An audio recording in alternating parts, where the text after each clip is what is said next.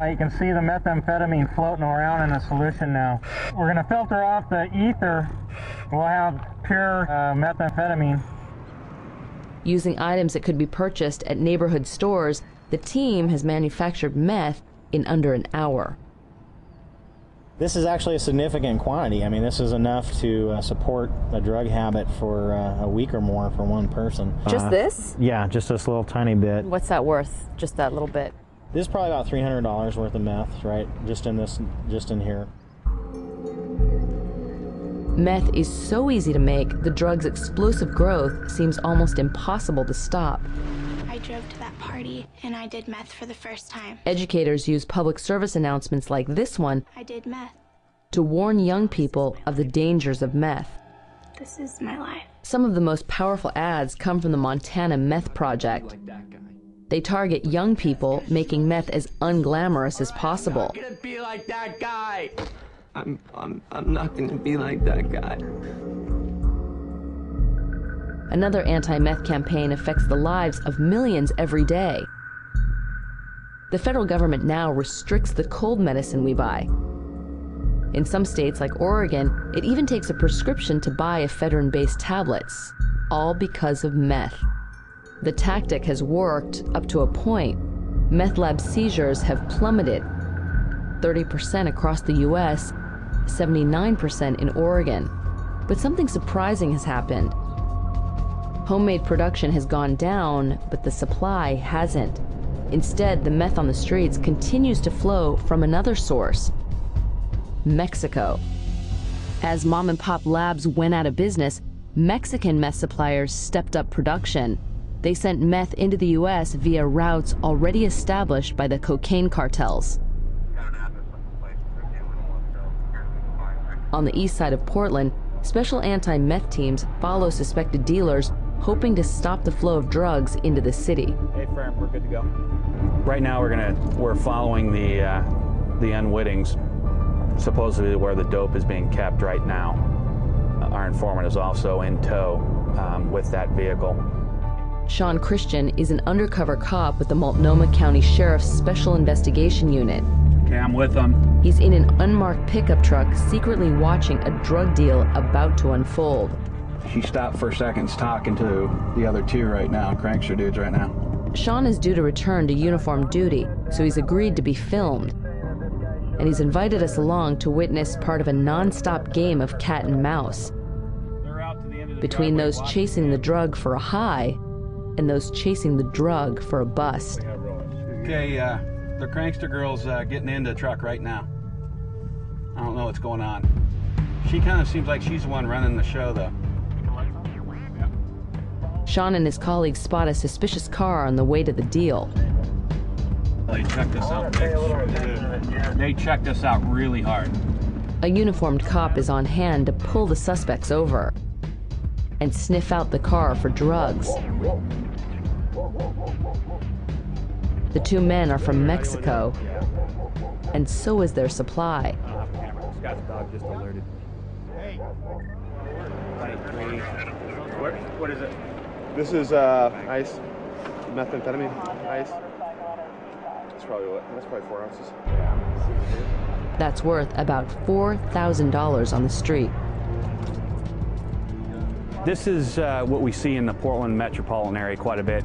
It's, Mexican meth is what we'd call this. This is not manufactured here. It's coming straight across the border.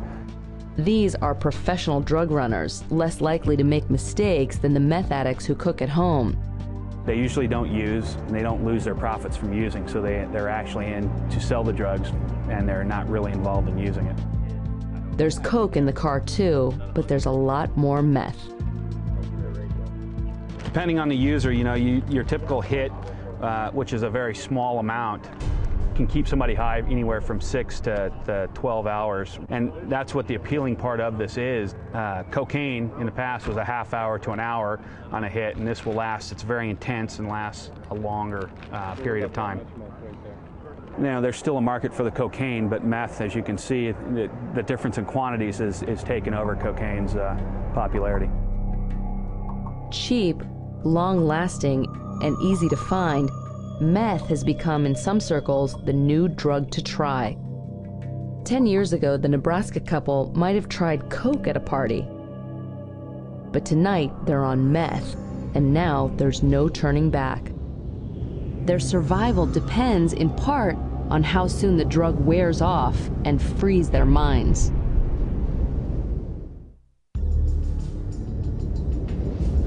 The methamphetamine that is sending Janelle Hornicle and Michael Walmsley out into a dangerous snowstorm is not the homemade kind. They've used a version called crystal meth, mass-produced in a Mexican super lab. This version of the drug is often more pure, more potent, and more dangerous.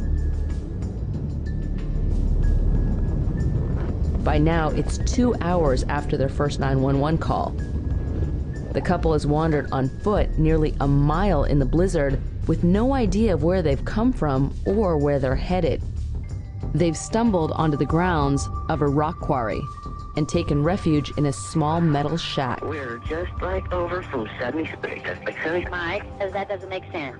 The 911 calls continue. Sheriff's departments now, we've talked to Omaha, we've talked to numerous people, and nobody can figure out where you're at. If Michael and Janelle had taken any other popular drug, its effects would probably be wearing off by now.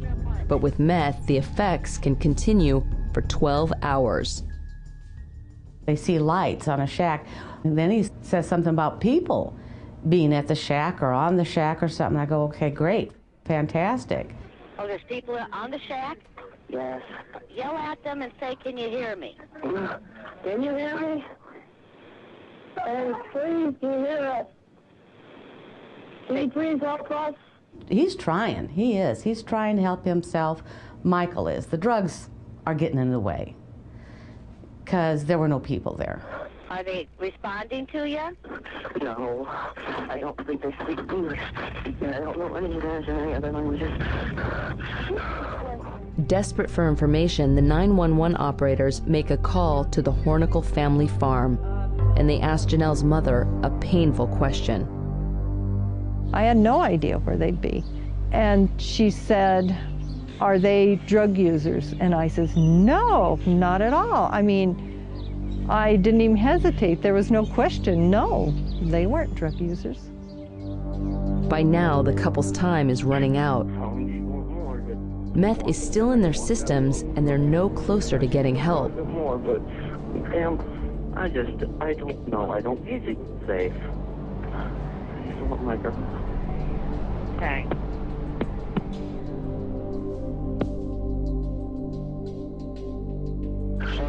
The next call comes in at 4:20 in the morning.